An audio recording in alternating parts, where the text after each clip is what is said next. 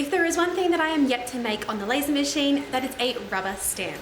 Now, this would be really great to use when it comes to all my packaging on my products, and just in general, if you are looking to get into the market of creating, crafting and selling, to be able to sell for teachers, for school supplies, or just in general to other small businesses for a thank you stamp. So in today's video, I'm going to be showing you guys my very first attempt at engraving and cutting a rubber stamp in the Onelaser XRF laser machine. Now, this is a 38-watt laser machine with an RF tube. I'm sure you guys have seen many of my videos already so far, so you already know a lot about this machine from me speaking about it in previous videos and from a lot of other content creators out there. For this project, I'm going to need some rubber, and I have just personally picked up my rubber offline from Temu because I get a lot of my crafting supplies from there, because I don't want to invest a lot of money in things when I'm still a beginner and I know I'm going to stuff it up at some point and I'm going to be learning. So I'm going to chew through a lot of materials. So I do opt for the cheaper side of things when it comes to materials. However, though, obviously, if you do buy better material, you're going to get better results in some cases. Now, one thing I did learn throughout this process of making my very first rubber stamp in the laser machine is, yes, quality does come into play when it comes to the type of rubber. So I do want to venture out and get a better quality grey rubber, because I have heard and read online that the red rubber, orange rubber, whatever color you want to call it, doesn't engrave as neatly as the grey. But for today, for this purpose of the video of my very first time, we are using a cheaper material from Temu. Now, I'm going to incorporate the handle with my 3D printer, which you can probably hear in the background is currently going, and I'm going to be creating the actual handheld stamp part, like the handpiece for the rubber on the 3D printer. Now, you can definitely go ahead and use a stamp block, or you can cut some up from timber and engrave the top of it yourself and then utilize the laser machine entirely for this project. But I'm going to combine my 3D printer with my laser machine just because I don't have any timber blocks at the moment spare, and I don't have any timber to cut up into the size that I want. Now, again, always apologies for a lot of noise in the background. I have a 3D printer running, I have people upstairs walking around and kids in the house everywhere. So as always, apologies for the sounds in the background. So let's jump into it. And again, like I said, all you're gonna need is your rubber for this project. And I mean, if you're using a timber block, you're gonna need your timber and your trusty Onelaser. So this is the Temu rubber that I got for, I think, about $8 from their app on my phone. And again, I definitely want to invest in some better quality rubber because I did run into some issues. Now, that is debatable. It could be a numerous amount of things. It could be my settings that I am choosing when it comes to engraving and cutting rubber, and it could also be the material itself. Could also be that I do need to get a little bit more of a powerful exhaust fan to extract all of the fumes and the dust. But again, I don't entirely know where I'm going wrong as of yet, because this was my very first time. So please do bear with me as I go through this process and learn as I make these mistakes and learn new things as we go. So this here I am showing you is the 3D design of the stamp that I'm going to be doing in my 3D printer. Now, I actually ended up choosing not to do a square 3D printed stamp hand piece for this design. I ended up doing a round one, and even though I said I didn't have any timber, I did manage to find some. So I actually ended up doing a square block of timber for the square one and a round one for the 3D printed handheld piece. So I ended up just measuring from that 3D design the size that I had in my slicer so I could replicate it here, because I had planned to make it out of the 3D printer. But I ended up doing it in the same size for the piece of timber, and it worked out quite well because the piece of timber that I had was pretty close to being the same size as the actual stamp that I had made and cut out from here. So what I am doing here is I have got the outline and the size of my actual stamp that I'm going to create, and now I have turned it into a fill object. This here in the settings, you can go up to settings, display, and you can turn this on right here that I'm hovering over, the filled rendering. I can't actually see it from back this far. When I'm doing my voiceover, I actually can't see it very well, so please bear with me on that. But when you select that, you can see that it actually changes it to a filled color in light burn. So when you have selected fill mode, it's going to show exactly what is going to engrave. So the thank you and the peach and the stars are not going to engrave, but all of that red is going to engrave. Now I have put a black outline, and this is just going to be a line. So because I have that setting turned on, the line isn't actually going to fill all that space. It's just going to be the line that's going to be cutting, and it's not going to fill at all. It's just the red that's going to show that full color on the screen.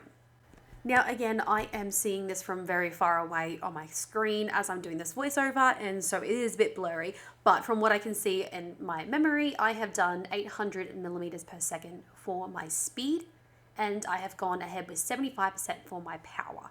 Now, recommendations on Onelaser's settings is 800 millimeters per second for the speed, but it doesn't actually give you a recommendation on the power, so that's your own accord. So again, first time me figuring this out. I have turned the air assist off, and I did a 0.065 line interval for the line space. Now for the actual line cut on the rubber, I did 10 millimeters per second and 60% for power, and turned off the air assist again. Now I did two different designs, a square and a round one, so that I could actually see the difference between air assist on and air assist off. I ended up going back into my fill selection and choosing 2 passes for this because I knew that 1 would not be sufficient enough, so I opted to do 2. Now I've gone into my camera control, and I am just updating the overlay on my screen so I can see my material in the actual laser machine itself.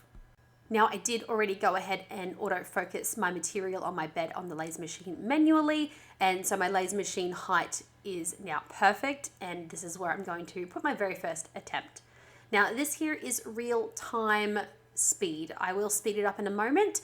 I can't tell you exactly how long it took me to do these engravings, but from memory, looking at the timer on the actual laser machine itself, for 2 passes, it took about 2 minutes and 30 seconds in total, which I feel is quite good. Now, when it came to the air assist being turned off, my first pass was actually pretty good. I was happy, satisfied. Remember, I was only at 75% for power, so I definitely could have gone up. So at this point, I don't have any flames, and one thing that I have done before in the past with rubber or silicone is turn it up too high too quickly, and I cause a lot of flames on the rubber. So I'm not entirely sure. You can see there's a few flames there, but it's not as bad as what I've had in the past. I'm not entirely sure if flames are normal or not, or if it's just me and my settings. Now I am pointing out here this black charring. Once I had finished doing my entire fill, it actually didn't have the cut selection on. I didn't tick that little toggle down the bottom there, so I ended up accidentally starting to do a cut line, and I didn't want to, and it did char it. So that's what that black sort of mess on my rubber stamp is so far. Now here I am just highlighting what I've actually done. So those sped up clips that you just saw was 2 passes with the air assist off at 1200 millimeters per second for speed and 75% power. What you're seeing on the screen right now is real-time engraving, and I went ahead and did 2 passes with the air assist on, and I slowed it down and upped the power a lot. Now, what I'm pointing out here is this material is coming up with a lot of ridges in the engraving. Now, I don't know if that is the laser machine, or if that is my material, or if it's my settings. So that is something I need to figure out.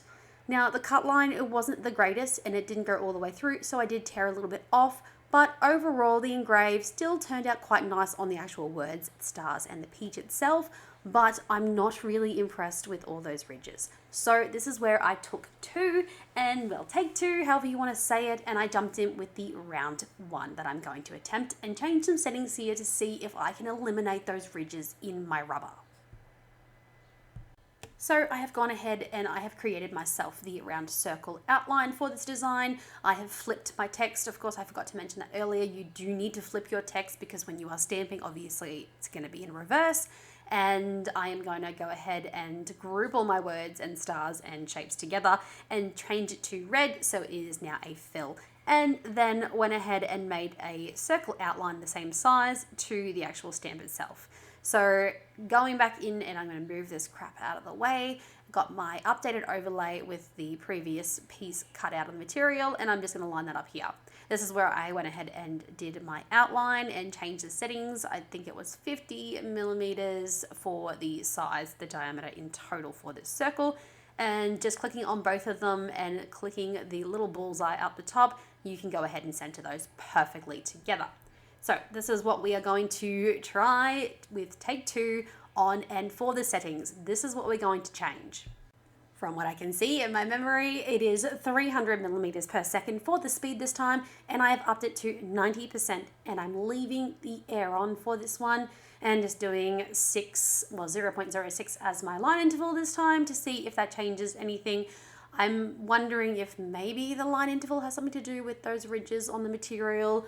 I don't know. Again, this is my first time, so I am trying to figure all of this out. Now for my cutting speed and power this time, I'm going to change that again. Now, I can't see it. I think it's 10 millimeters per second. Oh God, I hate how it's so tiny. 10 millimeters per second for the speed and 80% for power. So turning it down a little bit on the power, I think this time, or maybe turning it up. I don't know. My memory is awful. You guys should know this about me so far. But anyway, this is the second pass that we are currently onto with this round stamp attempt. And you can already see I have got a lot of ridges and a lot of dust. So let's talk about the dust for 1 second here. Now, I did this entire stamp engraving. So I opened up my screen door beside my laser machine and I shoved the exhaust fan out there to extract everything outside and see you later. Now, the problem that I had run into here is at the end of this, I was like, why is there so much rubber dust everywhere on my bloody machine? It's not going out the exhaust fan.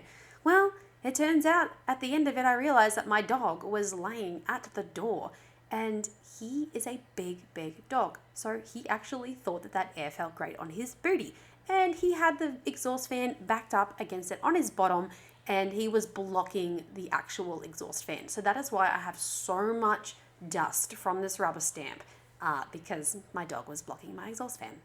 Anyway, back to the laser engraving. So I did my 2 passes on the original 300 millimeters a second and 90% power. Again, I had a lot of ridges and I wasn't happy. I was very happy with the depth, don't get me wrong. It was a lot better than the first rectangular attempt. But what I decided to do for 2 more passes, and when I mean 2 passes, it was 1 pass, but it goes over the piece of rubber twice, was the cross hatch, and you select the other little toggle in the settings there and it goes both ways. So it goes vertical and horizontal. And I thought maybe that's why these lines and ridges are recurring. But no, it looks actually better there in the video, but you can sort of see here, it is so bumpy and rigid. It actually does not look good whatsoever. And for the cut, it was somewhat better. It actually came out a bit easier, but you can see all that black tarring. I absolutely burnt the crap out of it. So air assist was on, but I still burnt it. I had a higher power, so I don't know if that's just a given. I'm yet to figure out these settings. Once they were all cleaned up, this is what they look like. So the actual text looks amazing. It stands out, it pops, but I really, really dislike the engrave on the rubber behind the text. So this one looks somewhat better. It's not as bad as the round one, but I'm not sure if it is my settings, if it's something I'm doing wrong personally, or if it is the rubber stamp itself, the quality and material. Again, I bought it from Temu, so I'm thinking maybe try a grey one and let's see if that changes anything before I make my executive decision on making a rubber stamp on a laser machine. Now, I'm jumping over really quickly here to show you guys my 3D printer hard at work there, making the handle for my round stamp, and then me while that's going outside hard at work on my saw. Now, this is a drop saw that I literally just put outside on the ground when I need to cut things down, and I've just popped the stamp on there and just cutting it into a little square that I need for this stamp. Now I went ahead after this and I sanded this piece of timber down completely because I had a lot of chippings on it and I wanted it to look pretty. Now again, I don't know my settings as of yet and I have never engraved on this type of timber before. This is just some typical timber from Bunnings. I don't know what it is or the name of the type of material, so please don't ask me because I do not know. But for the engraving, it didn't turn out so well. I'm not sure, again, if I had different heights from where I sanded it on the actual piece of timber, so the variance in the actual surface changed when it comes to the height between the laser head and the material, or if it's just the timber, or if it's just me, or if it's the settings. I'm not entirely sure. I just definitely know I did something wrong here, because every other engrave that I've done on timber so far with this machine has been beautiful. This one, not so great. But with the overlay, when it comes to the camera, I do want to make a note that I seem to have a bit of a fisheye lens happening with my camera. As you can see in the camera control view over there, it does look a little bit fisheye lensy. And now I know you can change this in the settings, I just haven't gotten to that yet. So when I went ahead and overlaid this material in particular, I did not center this very well. And I mean, now that I'm looking back at the video, it's not centered whatsoever. I mean, this image isn't like the text with the stars. It's not a very good picture to be using for a centered piece of artwork because the thank you appears lower. But for some reason, the actual star on the left-hand side disappeared. So I don't know what I did wrong, but I did something. Even though I had my piece of timber very secure in the machine, I used magnets around the outside, and I ended up using another piece of timber below it to push it up a little bit so it's nice and squared off. I still did something wrong. I don't know. As you can see here as I'm engraving, it doesn't look center whatsoever, but you know what? I do not care. This is just my own personal use. I'm not selling this. You can definitely perfect these designs and perfect your work when it comes to all these things. But for me, this is my first time and I ain't selling it. I'm just using it for my own personal use. So I had the air assist off and I still got a little bit of that sticky residue that came from the actual wood itself on there, but I sanded it off and it was gone super easy. So the engrave wasn't perfect, but it was okay. It does the job for me. This is all for me and my own personal use. So I'm just using some super glue here. This is actually my 3D printing super glue because I couldn't find any glue close by to use. And that's what I ended up using to stick down my piece of rubber to my timber, and it worked perfectly. Here is the final result of the 3D printed rubber stamp holder, and it just screws in like this. It literally took me an hour to print this, and you can obviously change out the nozzle with a different one if you go ahead and print the rest. So I could have printed out the square nozzle for this and had the handpiece and screwed it back in. So I'm just going to do exactly the same again and glue down that piece of rubber onto my 3D printed handpiece, and voila, it is done. Now for the best part is testing, and do I have a lot of faith in the results? No, because you saw those ridges. I am just using a black ink stamping pad and I'm just going to see what happens, and of course, as predicted, you can see that those ridges are obviously not all the same height, so I have some black ink getting onto those areas. So when I did my first stamp, I was actually pretty impressed. I thought it came out pretty good, not too bad with bleeding on the outside of the stamp itself, but I didn't have enough ink on the inside of the thank part, so it didn't come crystal clear. This one turned out a little bit better, but again, those ridges with the different heights from the engraving definitely showed through, and now you can see them coming through even clearer. So I don't have an even stamp consistency across it once I dip it into the ink, so it's not a complete fail, but it's still not the result I was looking for, because I don't want to have to be tedious and try to make sure that I don't get it anywhere else other than the actual, standing out engraved part. But it still works and does the job. I just need to fine tune my settings and figure out what I've done wrong. For the square one, of course, as expected, we do have a lot of bleeding on the outside of the stamp, not just the words, but it is what it is. This was a really fun project to make. It was fun to attempt for my very first time, and I'm not completely mad at these results. Like, they still look pretty damn good, and they are a very sleek design in the end, so I'm definitely going to go ahead and try and get some grey rubber, a better quality rubber, to jump back in and make another one for you guys. Again, it takes a long time to perfect these types of things, and it's just a matter of playing around and figuring out and getting it right. No one jumps into these things and just gets it right the first time, and if you do, you're bloody arsey, that's for sure.